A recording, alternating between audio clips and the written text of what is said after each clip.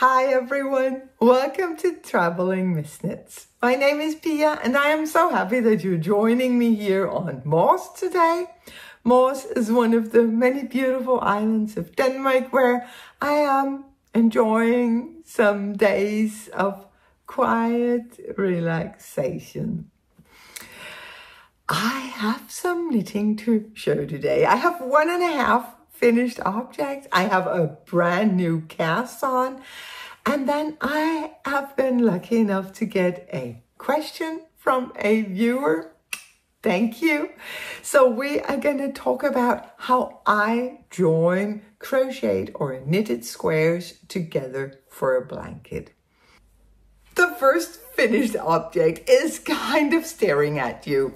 It is my vest, my cat number 3, that I knit out of a yarn that is quite different from the yarn that the original pattern calls for.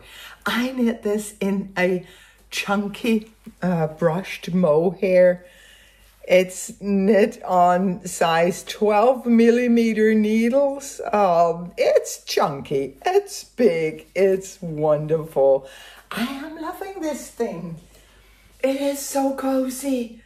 It is so nice and warm without being too much. I really enjoy vests for the colder months because they're cozy, they provide some warmth, but you don't overheat in a vest.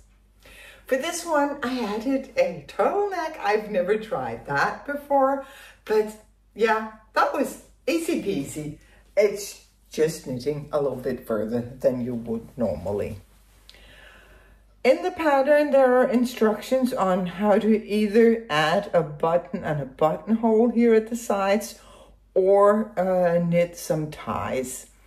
I thought the ties would be a bit much because of this chunky, oversized thing. I thought, nah, that's going to be a lot of bulk around a section that I actually can provide all the bulk myself.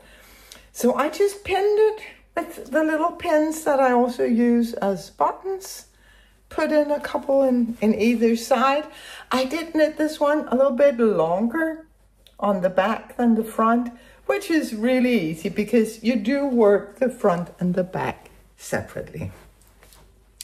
For this pattern, you cast on at the neckline, you knit the neckline, and then you go into the yoke. This time I did not knit the neckline. I just cast on stitches and started working the yoke right away. Because I thought this is going to be a huge oversized thing. It might get a little bit heavy. So I wanted the extra strength of a picked up neckline rather than one that was just integrated into the sweater itself or the vest itself. And I'm happy I did because it was as I was knitting that I realized, oh my goodness, this would be so cozy with a turtleneck. You work in the round, some increases on every round. You increase on either side of a stitch here on the shoulders. You work some short rows as you go. And then when you have the width that you want, you cast on a few stitches for the ribbing here at the armhole, and you separate so that you work the front and the back separately. You do work a few increases down here below the arm, but other than that, it is really, really straightforward. And that's also why it was easy to adapt it to this very heavy yarn. I have been following this recipe for making vests for many, many years and always just figured out how many stitches do I need for the neckline and then going from there because it's so easy to try it on as you go and just see when do I have the width that I prefer.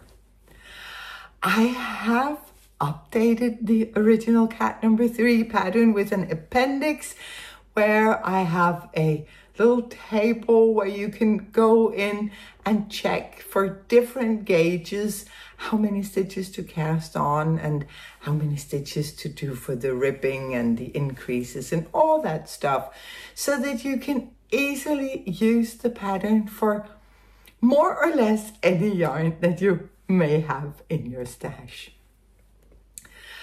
I am also in this appendix going through an example of how to use the table, just to make it a little bit easier. If you are a little uncertain about the whole modifying your knits thing, then maybe that would be a good place to start, because your hands are being semi-hold. I'm kind of there for you, but you're also on your own doing your own thing, and it is so liberating. So I really want to empower everyone to be able to do that. If you already own the cat number 3 pattern, you will have received on Ravelry an update. If you bought it in my web shop, I want you to contact me, send me an email on pia@misknits.dk, and then I will get the updated pattern out to you as soon as possible. But yeah, I am loving my big, chunky, cozy fall vest, and I am sure I'm going to be enjoying it in the months to come. I also have half a finished object, and I need to say, just like I did last week, Peter, my darling, you're the love of my life. I need you to go away. And I say this with all the love in the world, go away. Are you gone? You need to go. Okay. I finished one of the socks for Peter. I do not have sock blockers in his size. I don't know that they're even made in his size. He has a large foot. He's a big man. He has a large foot. No surprises there. But I simply took some cardboard and cut out a sock blocker. I'm not going to put a wet sock on this. It's cardboard. But I wanted to be able to show you the details of the sock. And a ripped sock is just not... You don't feel very accomplished when you're holding up a ripped sock. But what I did for his sock was I cast on with a contrasting color. It's actually the yarn that I used for my cat number 8. I did an Italian cast on because this is very wide on Peter, and sometimes he has a problem pulling on his socks. But I knew that an Italian cast on, where I was being very careful not to tighten my slip stitches, that would provide a lot of stretch. They're stretchy. I mean, he can put these on. I have a few rows of 1x1 ribbing, and then I go into the 2x2. Oh my goodness, there's a deer 2 meters away from me. You are beautiful. Oh my God, there are so many deers here. Well, sorry, I'll try to focus. I have a leg. I have no idea how long it is. I still have my stitch marker here so that I can count the rounds for the leg and for the foot in order to make sock number 2 exactly the same. It'll happen. All of a sudden, it will happen. I used a sweet tomato heel for this sock. I really enjoy the sweet tomato heel for socks for Peter. It's way too big for socks for me, but I think you can see how much fabric it does provide around the heel. I didn't do a full sweet tomato heel, and I'm going to talk about this because I don't think there's a written... Goodness me. Hang on. Just look at that. I mean, how can I focus when that is going on right outside my window? Oh my God. Did I spook you? No, I did not. Oh my God. Oh. You appreciate the gardening that we did, or not? No. Sorry for the interruption. That was too much. As far as I know, there is no written or paid for pattern for the sweet tomato heel. I believe it is just a tutorial here on YouTube. I will, of course, link it in the description box below. But what it basically is that you work your stitches over, you work your heel over more stitches than you usually would. Usually you would work your heel over half of the stitches. Here you work your heel over 2/3 of your stitches. And I didn't do that exactly. I have 60 stitches. I worked the heel over 38 stitches. So almost 2/3. Then you work short rows like you would for a regular short row heel. You work them, you turn on every other stitch, and you do that until you have 12 stitches left. And then short row stitches on either side. You resolve your short rows by knitting all the way around the foot. You repeat this process 2 more times so that it is done 3 times in all. And that does provide a lot of fabric. As I said, I only took a little less than 2/3 of the stitches, and also I worked the first set of short rows until I had 12 stitches in the middle. The second I worked only until I had 20 stitches in the middle, and then the third, again, 12 stitches. I think this is going to be perfect. When I was cutting out the sock blocker, I actually measured on one of Peter's old socks that fits him well, and it does look like this is going to fit him perfectly. I have stockinette stitch under the foot and ribbing on top, and then I have just a regular grafted toe. So I already cast on sock number 2. It's back home. I'm gonna pick it up as soon as we come home because his birthday is coming up. I'm not in a hurry, but yay me for knitting a sock in 1 week. That's what happens when you actually make your socks a priority, I guess. I have also been working on something else, a brand new cast on. I have so many leftovers from my Astrid sweater, and I just love these yarns. They're so special and so precious to me. They're not expensive yarns, but it's yarns that I have collected over a rather long period because I wanted the exact right colors for this sweater. And I can't just use those leftovers for a blanket. No, they're too good for a blanket. They go together so incredibly well. So I decided that I want to knit the academic, the vest from Scandia Knits. And yeah, I have had 2 false starts.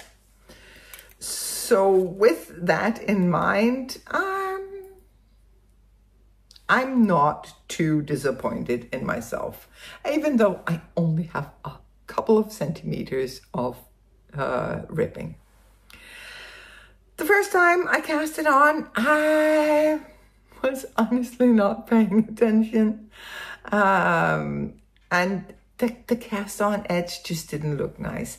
Alpaca is not a very stretchy yarn. There's not a lot of give to alpaca. a merino wool is really going to help you if you're not being completely even in your stitches, or as in this case, your cast on. Everything shows in alpaca. And it just didn't look nice. And I tried to knit for maybe about this much, telling myself, oh, it's going to be fine. It's going to block out. Nobody's going to notice. And as soon as I said nobody's going to notice, I was like, oh, okay, if you're counting on nobody noticing, for sure you will notice, Pia. So I pulled it back, I cast on again, and I started working the ribbing. And I completed the ribbing. I started the main body of the vest. And after a centimeter or so, I was like, nah. Two things. I had clearly picked a size that was too big for me, just too large. Which, I mean, that's what happens. But also, the ribbing in this pattern, it's a tall ribbing. There's a lot of ribbing. And because, I think it's because I am so short-waisted. I am ridiculously short-waisted. I have to buy my backpacks in the kids department at REI. It messes up the proportions. I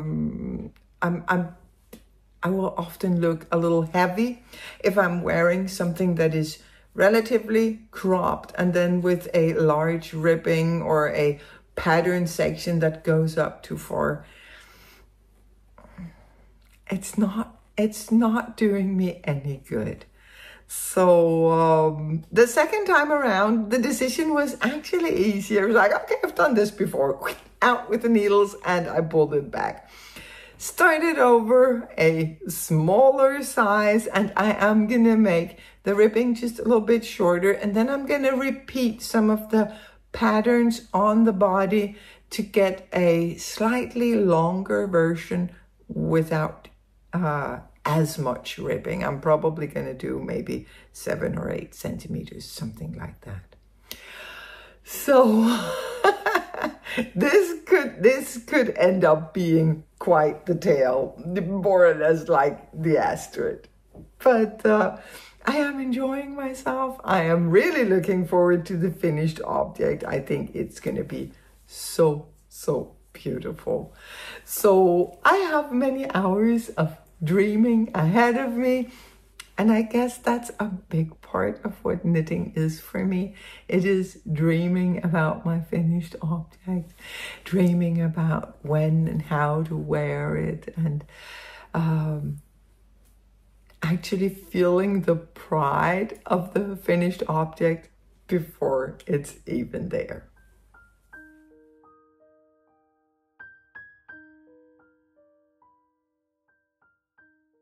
As I mentioned in the introduction to this video, I received a question this week about how I assemble squares, or in this case, hexes, for a blanket. And I have 3 methods that are my go-to methods. They're very easy. I think they're quite neat. There are methods that are neater. There are methods that are much more involved or fussy. But I like easy, and I like how these 3 methods look. So I'm going to be showing how I seam squares or hexes, and then I'm going to show how I crochet them, and I'm also going to show how I do a join as you go in a very easy way. So first here, and I apologize, I hope you will forgive the rusty voice. I sound kind of husky. I'm not well, but I really wanted to record this segment, so please forgive the voice. This is my Summer Fade Hexie Blanket by Mallory Crawl. I worked this up as my Advent blanket last year. And actually in this pattern, there is a beautiful join as you go method described. But I decided against it for a couple of reasons. It did seem, as beautiful as it was, it did seem rather involved. But actually the main reason was that my Advent blankets live with me throughout the month of December, and I take them everywhere I go. It was really easy for me just to grab a handful of leftovers or minis and stuff them in my purse when I was going out. But if I was going for a join as you go method, I'd have to bring everything with me, or I'd have to bring yarn so that I could work everything except for the last round, then keep the hexie attached to the yarn, and I'd have to have another cake of yarn to work another hexie. It was just not practical. So what I did for this one is I seamed it. I put the hexies together front to front, like so, and then I just seamed it. I only used the back loop to seam, which meant that the front loop is giving this outline around each hexie, which I think looks really, really nice. This is fast, easy, and I like the look of it. Actually, I especially like it if you leave long enough tails that you can seam it with the tails, because that means that even with yarns that are so different, there's always going to be at least one of them that is the same as the yarn you're seaming with, so your seams are not as visible. But yeah, I really prefer only seaming in the back loop, so I have these outlines formed by the front loops. Another method is a very simple crocheting together of squares. Here it is, my huge alpaca squares. And I just, when I use this method, I just put the squares together back to back. So I have the front sides facing on either side. And then I just do a simple single crochet, double crochet if you're in the UK. I just do that all the way down, and it is much faster than seaming. It's very easy when you have all of your squares laid out to just crochet all the way up and down the blanket. And I think it's neat enough. It's not the neatest in the world, but I think it's neat enough. I like, in this case, to have this very obvious seam or crochet running over the blanket. There is also a way to slip stitch your squares together. It is beautiful, but I don't use it because there's no stretch to it. But if I was making a pillowcase rather than a blanket, I'd probably use this, because see here how neat this looks. It is so pretty, and it's quite simple. I'll just show you a few stitches. So you go down over your working yarn and down again through the back loops only, and then you just slip stitch through like this. It's a little bit fiddly, but once you have done a couple of stitches, it gets easier. So down through the back loop, over your working yarn, and down through the back loop. And then you just pull your working yarn through all three loops. It is a very, very neat way to join. But it's a little bit fiddly, and as I said, there is absolutely no stretch to it because it is basically a slip stitch you're working. But it would be really beautiful for a pillowcase or something that doesn't need the stretch and the drape of a blanket. I also sometimes do a very simple, uncomplicated and quick join as you go. That is primarily if I'm working on a project where I'm stationary. I'm sitting at home, I'm in one place when I work on it. Then of course it's wonderful to do a join as you go because when you're done, you're done. That's it. So I'm just going to show you an example because I don't have one of those blankets with me. I did show one recently in Italy. I did a join as you go as a border on a granny stripe blanket that I had. But this is John John's growing blanket. And if you look here, you can see that the squares are joined only in these little places. It's neat, it looks nice, it's very fast and easy. And this blanket, believe me, it has taken some beatings. It's the blanket that was given to a 5-year-old. It's done its duty. So I'm just going to show you real quick how to work that. You can see I have these 2 squares.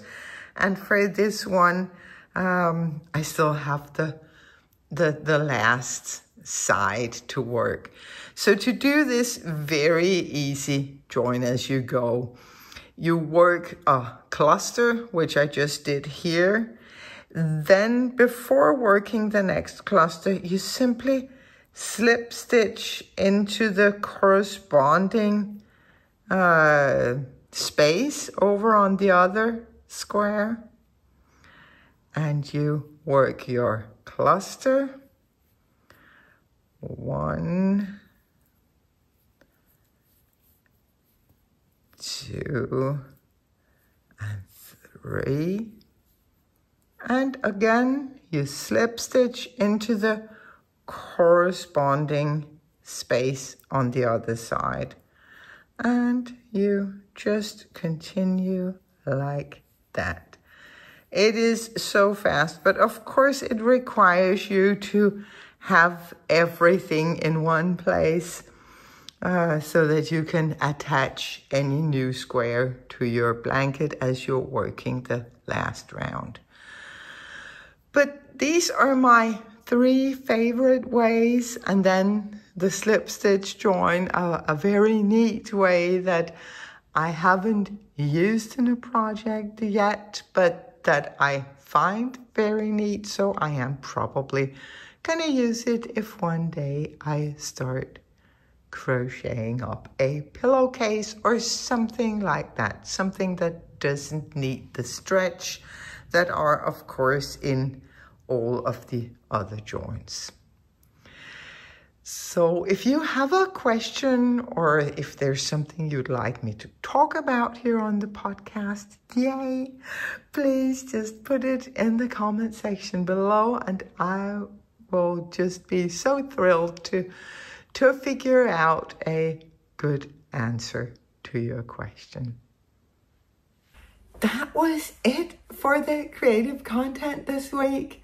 For life in general, well, I am having a lot of fun. We are, as I mentioned just briefly in the introduction, we're on Mors, one of the many, many beautiful islands that we have in Denmark. And Mors has my heart. It's the island where my beloved father-in-law was born and raised. His family is still here. This summer house that I'm in is a house that my in-laws bought back in the 80s. Peter and I have since bought it from them. Yeah, I love this place. It's it's one of those places where as soon as you arrive, you just feel your heartbeat going down, your blood pressure is stabilizing, and you just relax. It's so beautiful here. This island is very, very windy. You can even tell when you drive around the island that all the trees are crooked from the constant wind from the west that comes in from the ocean. But yeah, every day we make a point of going down to the ocean. It's, 100 meters? It's not a big task, but just going down there, looking at the ocean, enjoying our time. We have been spending a lot of time with family. We've been going out with them, and we've been at a huge wedding. Weddings are big up here. Big, big, big to-dos. It was really nice. We shared the house with Peter's mom and his brother and his brother's girlfriend. So we just enjoyed each other's company. They did leave yesterday. Peter and I are staying a couple of days more. We have some work to do on the house, and also we just like to be here. There are many knitters on this island. Unfortunately, I don't understand much of what they're saying. The dialect is almost a language on its own, but they're friendly. I can tell. They smile, they give hugs. So no, I'm halfway kidding. I understand some of it. After 42 years up here, I think I probably understand about 30% of what they say to me. But anyway, many knitters, many proud knitters. Their skills they're amazing. With many knitters, of course, there's also going to be a lot of yarn. So I went to the main city here on the island. There are 2 yarn shops, which is, I mean, there's quite a few yarn shops on the island, and the total number of people living on the island is 10,000. So they like their yarn. I got something that almost everyone knows, the double Sunday from Sandnes Garn. I have never knit with this one. Never, ever.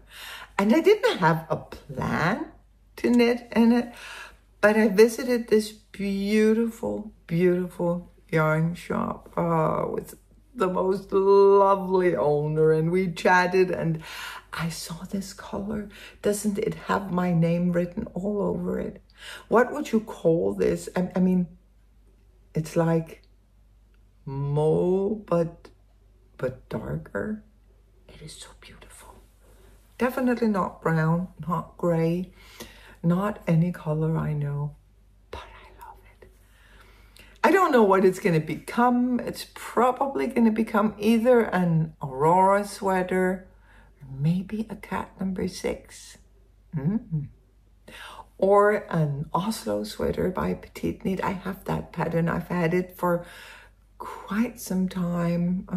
Had a couple of false starts on that one as well. Maybe that's what this is gonna become. I was actually looking for black yarn because some years ago I bought some magpie fibers. What are they called? Those black yarns with the little very subtle flecks in them. Nightshades? I don't remember. I bought that yarn. I knit a family sweater with it, and I have worn the thing to pieces. I cannot be seen in public wearing that anymore. So I was actually looking for something to replace it. But it was just calling for me. It was just, Pia, hey, Pia, we need to go home with you. So, and then of course I can still go shopping for black yarn because yarn is what I need. I finally finished reading Mr. Mercedes. I liked it. I was not like thrilled about it, but I liked it. It was a good read. I was entertained. I then started reading something amazing. It's a book by Kristen Hanna. It's called The Four Winds, and it is this heart-wrenching tale about woman life in Texas in the late 20s, early 30s. Oh my goodness, it's good. I can really recommend that one. Not a lot of watching has been done. We did start yesterday to watch Dexter Resurrection, which is, I love Dexter. It's always good fun, and we're both entertained. We are gonna go back soon-ish in a couple of days, and then I'm probably gonna start preparing for the Knitathon, because that is coming up.